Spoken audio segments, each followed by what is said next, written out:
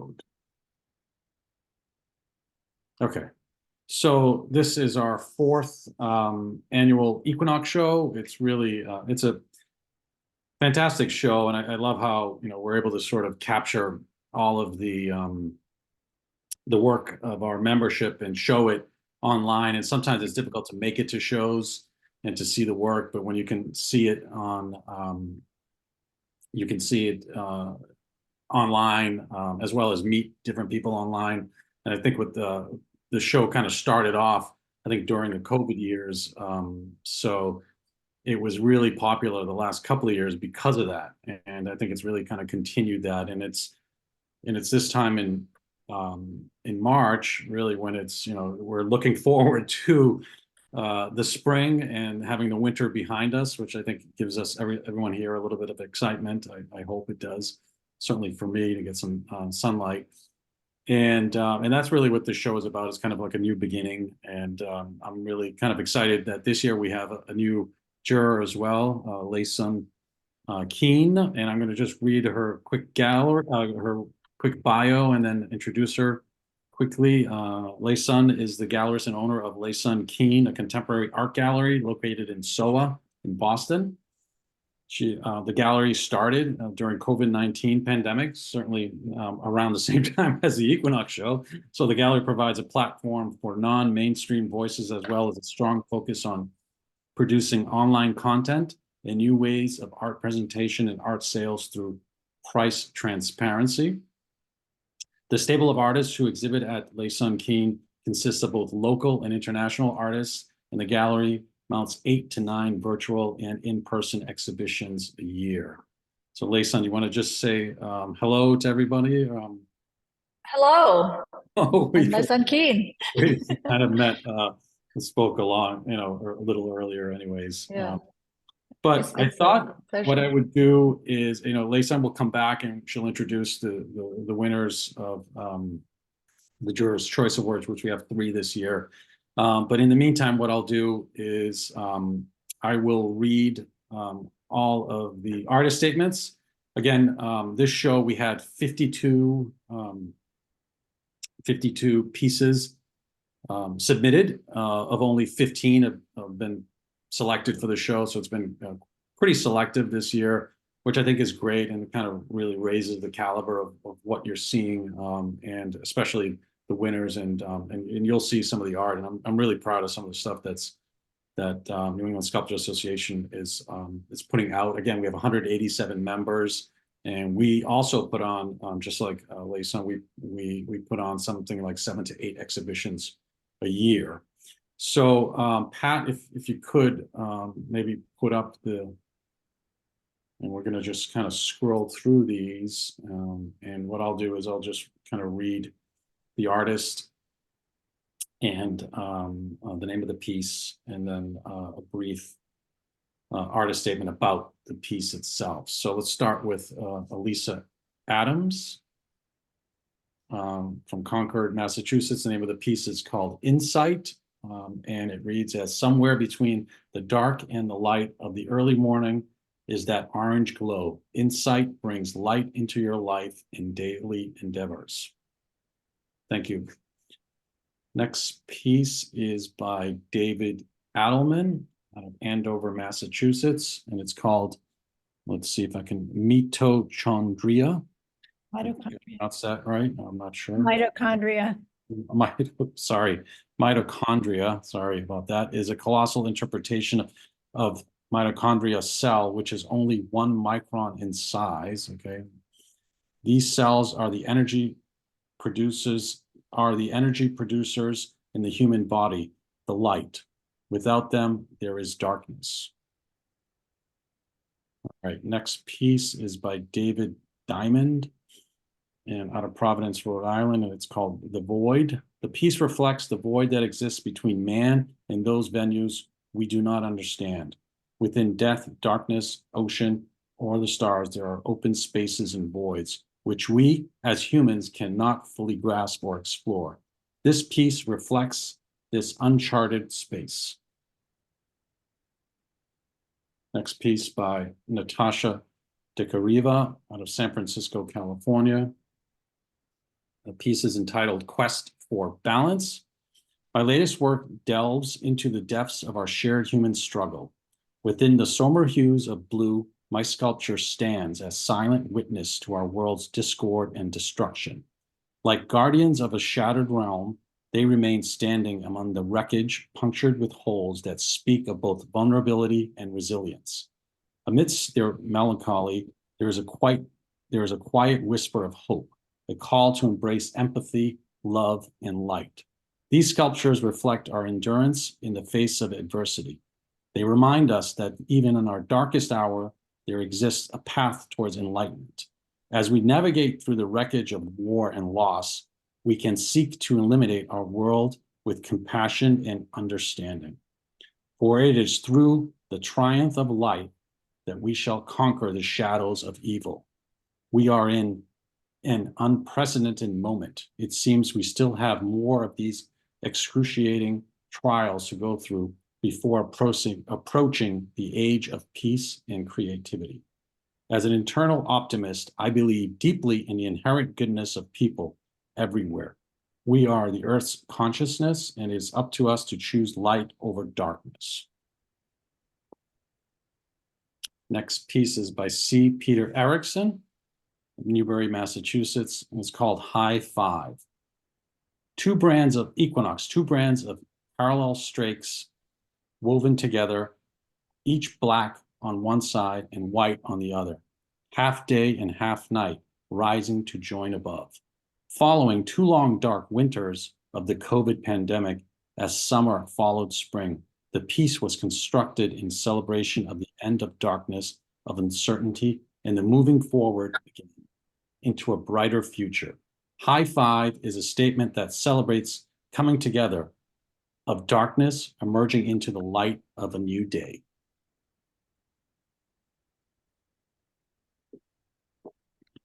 Next piece is by Dominic Esposito, yours truly, Westwood, Mass, Swept Away. This is the first in an entirely new series that explores societal norms and society's search for significance. The work is also an exploration of new sculpting material and at the same time a continuation of integration of bronze into my painting. The wave is one of the most powerful displays of energy on Earth, with the unfortunate power to ruin entire cities. The Great Wave has been an inspiration for so many artists over the last 180 years.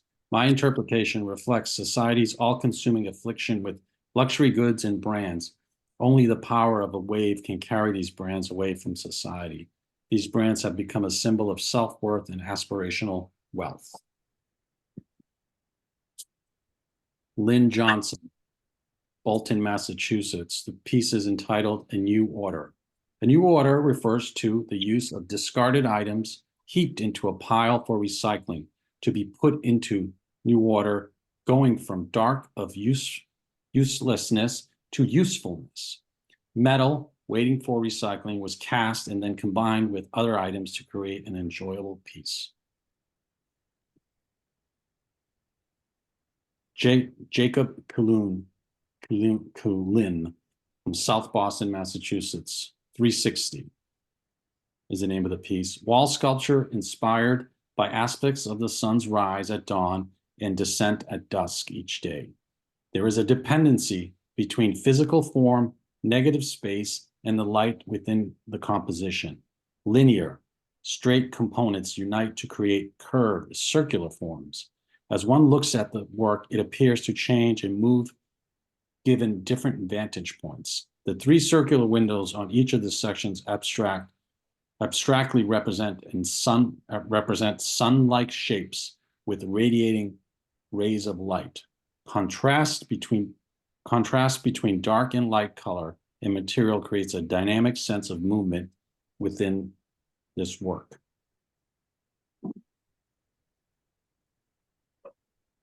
Robert Meyer, from Madison, Connecticut. The piece is entitled Number 14, From Darkness into the Light. Next piece is by Gail Myers, Richmond Hill, New York. The piece is entitled Eclipse. The sculpture is composed of upcycled embroidery hoops quilting hoops, string, acrylic paint, and metal. Light and shadow are integral to the piece and change according to the time of day and viewing angle. The use of circles and partial circles evoke planetary imagery. The color, mixed materials, and the composition reflect the personal quest for balance, peace, and serenity in times of darkness and despair. Martina Angela Mueller from Ghent, New York. The piece is entitled Ilmatar. In the night of times, Ilmatar, daughter of the sky, was immersed in the waters and gave birth to the stars and the sun, bringing the light. In this act of creation, there is a transition from darkness to light, from incubation to birth. At the time of the equinox, plant life moves from a stage of seed and incubation in darkness, unfolding in the light.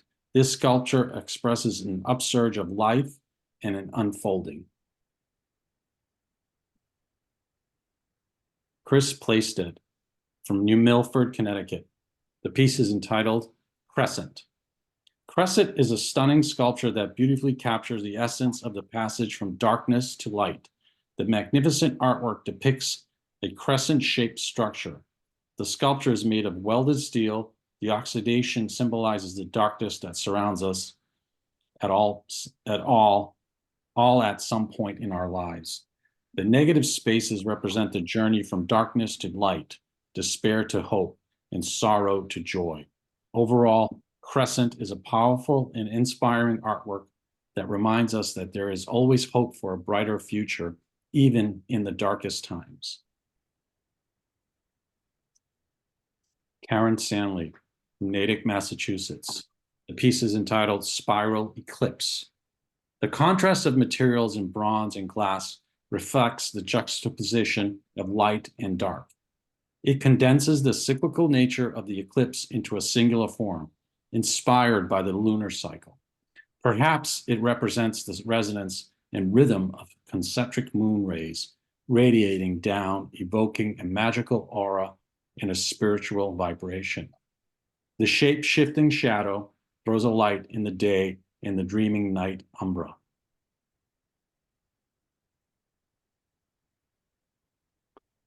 Alan Weinstein from Newton, Massachusetts. The piece is, that's it. The piece is called Quixote, I think. The story of Don Quixote questions the nature of truth and perception. Isn't this also an issue for our time? Question mark. Mark Holy from Warren, Rhode Island. Piece is entitled Crossing. Crossing represents day and night and the transition between them. Day is in light blue with the perforations at the top for little daylights and the opposite side, night is in dark. Night is in dark blue. Night is in dark, night blue with the little holes representing stars in the sky. Between the two structure of connections is seen through an undulating mesh of rust-colored steel. It is a twilight that revealed the mysteries of what is hidden or magical in the transitional period. Bent steel rods, structural and decorative, grow out of a pyramid shape at the base. Its shape is dynamic as the two forms are locked in time, endlessly surrendering to the other. That does it for the introduction of the 15 pieces that were selected by Laysun Keen. And so what I'm going to do is hand it over to Laysun quickly, and so she can introduce the three winners of the Jurors' Choice Award, and maybe say a little bit about each piece, Laysun, if you could. Thank you. Yes, thank you. First, I want to say it's a great honor to be asked to jury this show. The timer's gone up. Sorry. Can you still see me? Everything okay? Good. Well, I'm very honored to be asked to jury the show. I had a hard time choosing the 15 and even harder time to choose the 3 winners. It's very hard to jury a sculpture show because I cannot see the works in person. Because we know when you look at an image, a 2D image, but then the work is 3D. I know some entries have got multiple views, but that's still, it's really difficult to determine like the color, the scale even. I know some outdoor sculptures some of them are photographed next to a barn, but it's still, in my experience as a gallerist, and also me showing sculptures in my own gallery. So I'm just telling you how hard it was. And I hope that no one is upset about this, okay?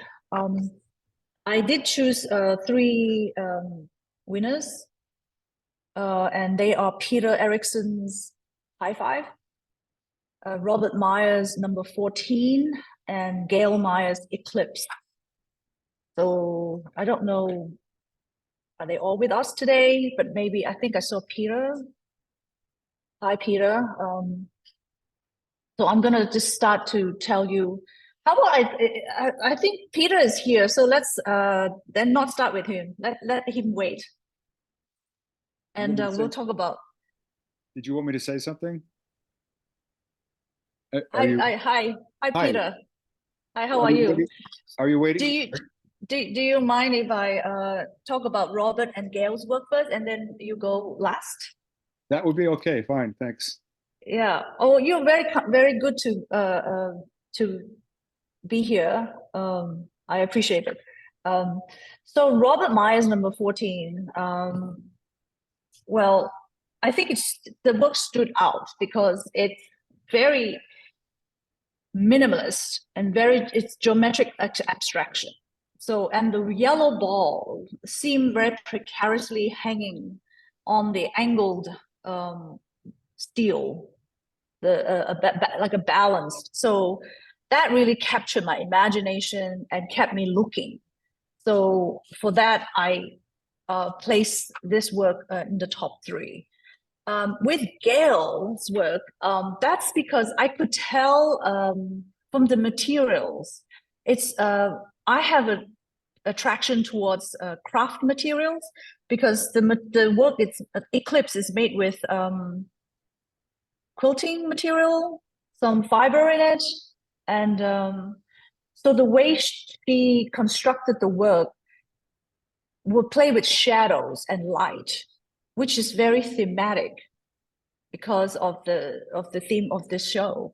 So without having the ability to stand in front of it and then looking around it and all that, so I'm just imagining how if you place this work in somewhere with a window, with the sunlight, or with interior lights, you can see very interesting shadows, or like maybe even oh yeah, there you go. You see, so the shadow itself creates the imagery. The shadow also gives it's like a painting.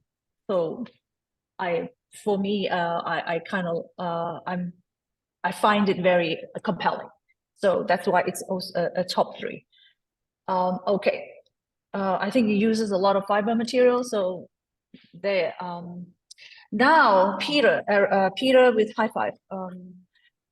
Peter, your work immediately reminded me of a lot of what's happening right now. The fence. I know your statement may not have that, but the fence is such a politically charged topic or subject. So, and I was looking through, when I was looking at the work, I'm like, wow, fence, that is like, it taps onto so many things. Even currently with whatever conflict that we are witnessing, and with what happened with Trump and with the borders, with the influx of immigrants right now that are being housed in New York, in Boston, all that tapped into what is happening right now that we are dealing with. So, and the light as well. When you are standing in front of it, when you're standing behind it, you know, the casting of the shadow would be so interesting. And it's kind of, it's dynamic. It probably will be moving based on when the sun is coming down, when the sun is coming up. So that's why I'm putting it at the top 3. So that's my explanation. So I don't know whether you have any to add to that, and I would love to hear from you. Well, thank you. The first thing I want to say is I'm just so happy to be able to submit online, because my work is not something that you can typically sit on a table or hang on a wall. One of my heroes in sculpture is Andy Goldsworthy, who, and some of his early pieces were, you know, leaves floating down a stream. And as time went on, he was doing more substantial and permanent things.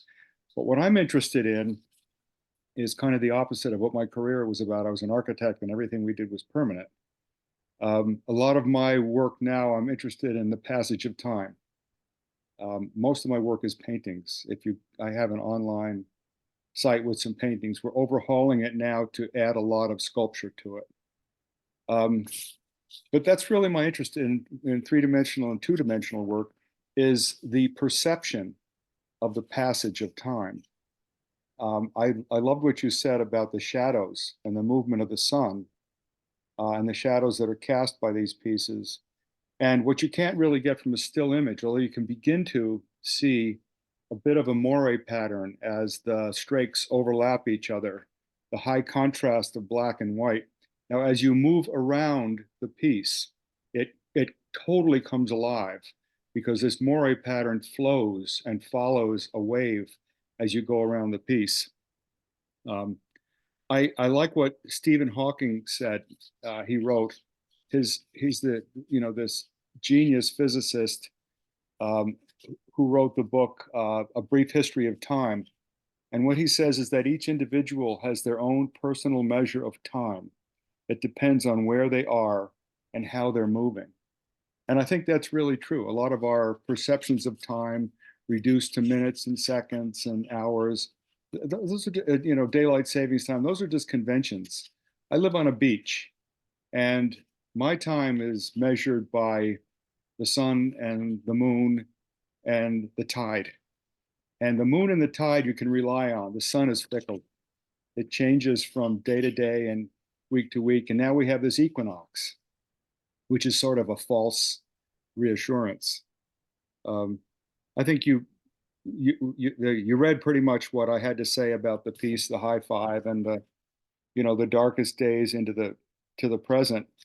But it's that movement and that motion that that I'm after, and also the fact that these pieces don't last. This was a piece that is made from elements that I used in another piece. And when that was over, I reconfigured it into high five. And after high five, I painted the strakes differently and I made another piece. Each of those strakes there are 2 of them, and they're 4 feet high and 50 feet long. And then I've been working now with driftwood on the beach in front of my house. A lot of this time tossed driftwood that's come down the river and gone out to sea and come back. And eventually they'll all be swallowed up by the earth. In fact, that's the final fate of high five, is right now it's being covered by sand. The sand is drifting up against it and it's slowly melting away. And that to me is, has a lot to do with my perception of time.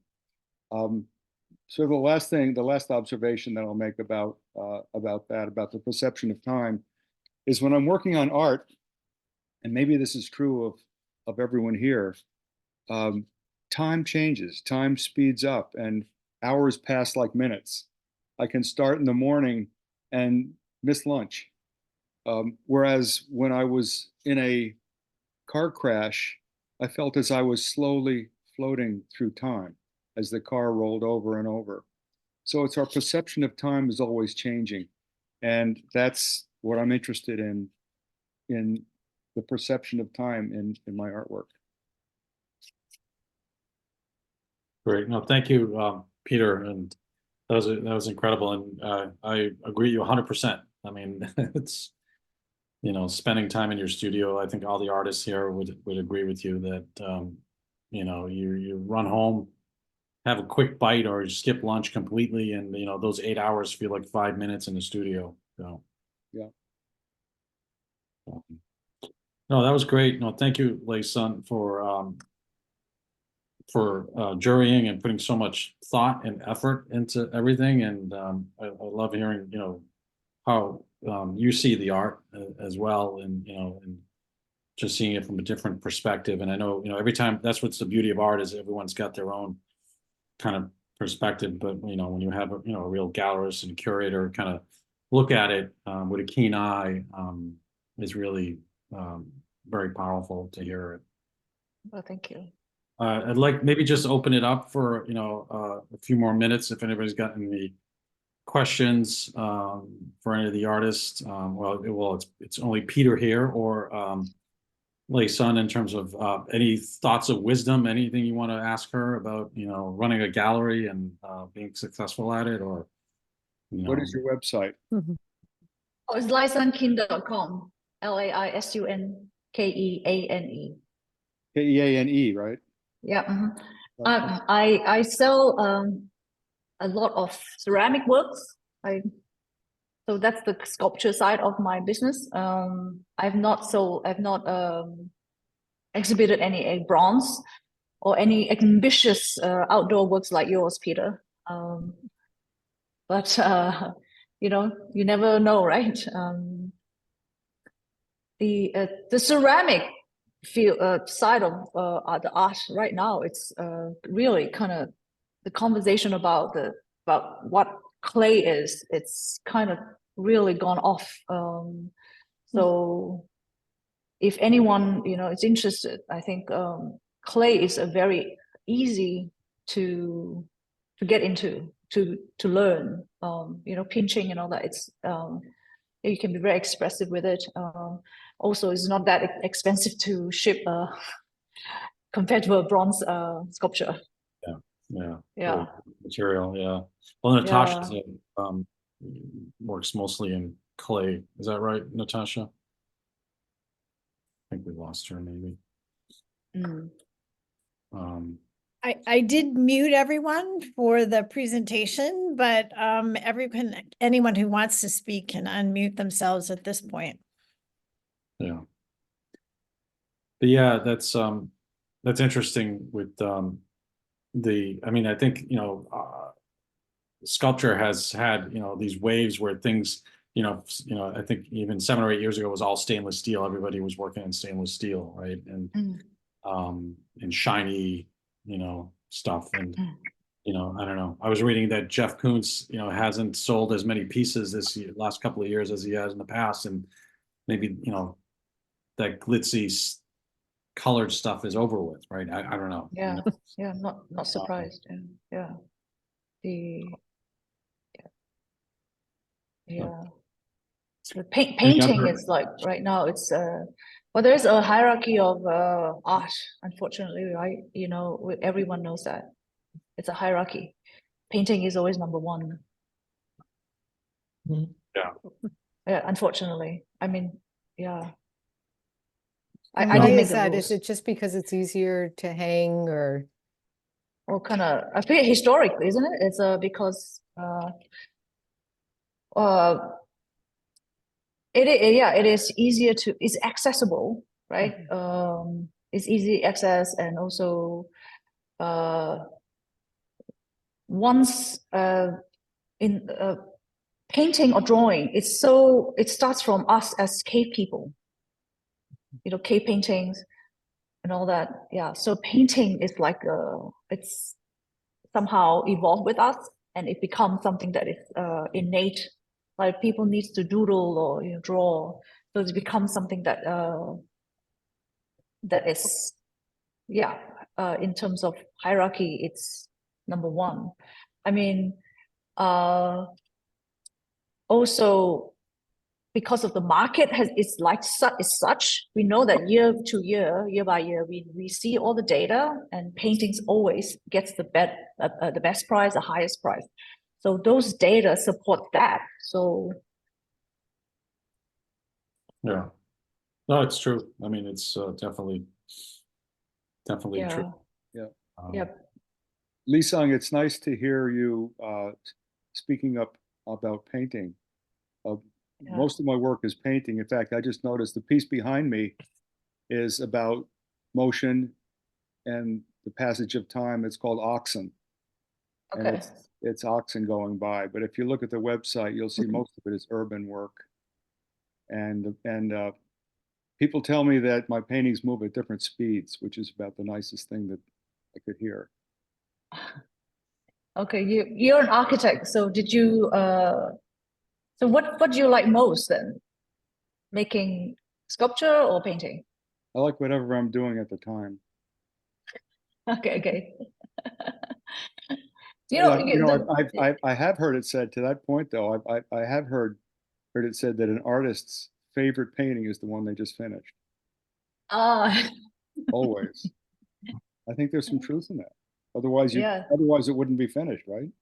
yeah, that's right. Yeah, yeah. Well, you have to love all the work that you make, isn't it? It's like your your I tell you, children. I do have some I do have some grade B work that I put under my table and let it cook there for a while. All right, yeah. And Oh, some of it never makes it out alive, but or some of it that's why you edit. painted You over. destroy them. Yeah. One of my friends who's really you know made his living for many years as a well-known artist says he says if you're going to bomb out, it's best to bomb out early and get it over with.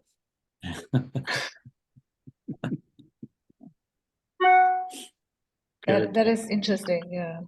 Yeah. That's good. So, well, I think sculpture is like painting, but in 3D, right? Yeah. Yeah, you Well, are painting, but think, you're just using, wouldn't just you say that expressing it. what 3 dimensions allows is for the viewer to change their juxtaposition to the piece, whereas in two-dimensional work, you pretty much view it straight on. But with 3-dimensional work, the viewer really becomes a participant. Yeah, yeah. Well, Yeah. I have to say though that some of the conversation about sculpture, it has to do with because it's kind of connected to craft. Because when you make your hand, you use your hand to like do marble or chip at the marble, or you saw that like it becomes because it's a different. It's more. It's using craft skills. Yeah. That's an argument. I don't. It's not. I believe not what I believe, but I'm saying it's yeah. Yeah.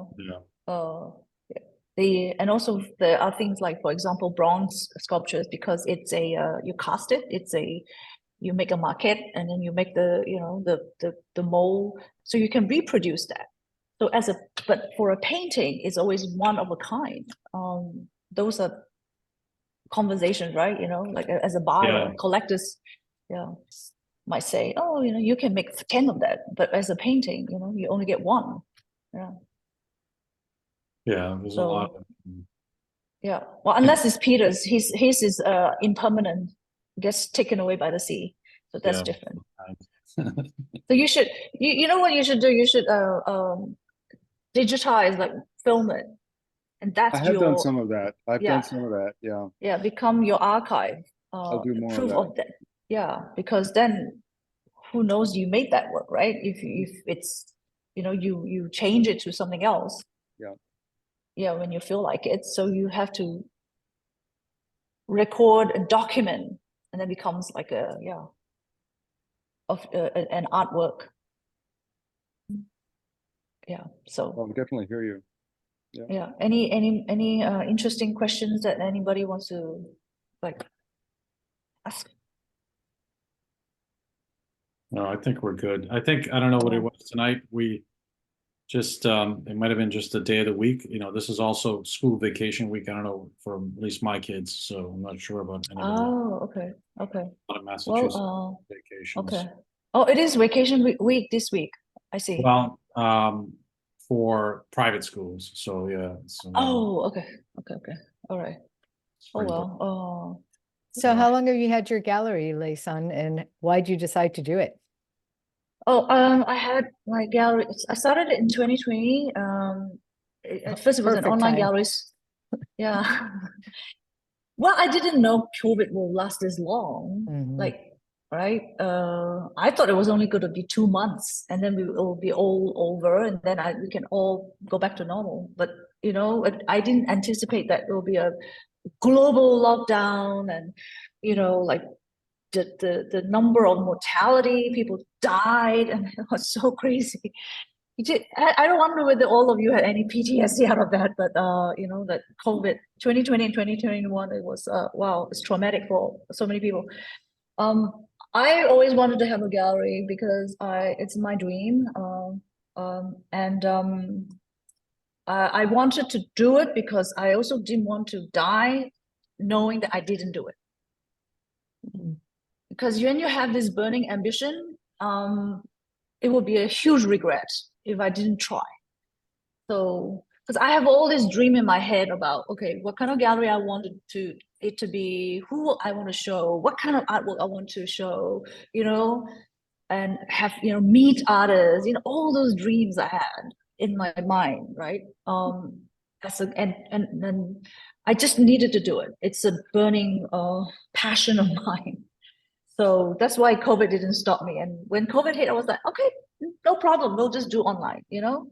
We pivot. So here I am, 4 years, almost 4 years. So yeah, that's my answer. Thank you. Well, yeah. Anybody wants to ask any? Can I just add in something about just rolling back a couple of comments about sculpture and painting?